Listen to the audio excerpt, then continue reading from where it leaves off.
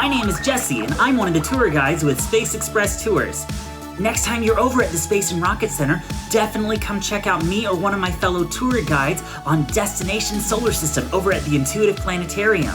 Now, I'm sending you this transmission from the year 2096, because I know thanks to my history books, the early 2020 was a pretty crazy time. But I'm here to let you know that everything's gonna be all right. And there's plenty that you can do from the comfort of your own home. One of my favorite things to do is to go outside and look up at the night sky and see what constellations that I can find. It's almost as good as going out there on a spaceship and seeing it for yourself. If you look into the night sky on a clear night, one of the easiest star patterns that you can find is the Big Dipper.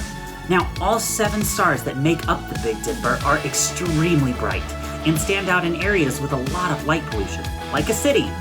Now, the Little Dipper is a little harder to see, but we can use the Big Dipper to find it. To start, we're going to use the 2 stars on the far edge of the bowl of the Big Dipper. The star at the bottom of the bowl is called Merak, and the one at the rim of the bowl is called Dubhe.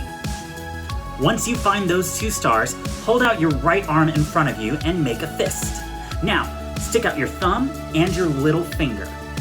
Okay? Now, if you align your hand from Merak to Dubhe and put your little finger over Dubhe, your thumb will actually line up with Polaris, the North Star. Polaris is actually part of the Little Dipper. It marks the end of the handle. It may surprise you to know that the Big and Little Dipper aren't constellations after all. They're actually something called asterisms. Asterisms are any bright, easy-to-spot pattern made out of stars in the night sky. We'll be talking more about them later in this series. Now, anyone can make up an asterism, but not anyone can make up a constellation. Constellations have to be confirmed by the International Astronomical Union. Now, the Big and Little Dippers are recognizable asterisms in the constellations, Ursa Major and Ursa Minor, the Big Bear and the Little Bear.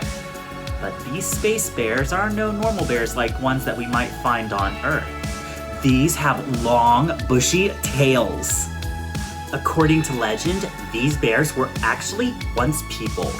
A woman named Callisto and her son, Arcas.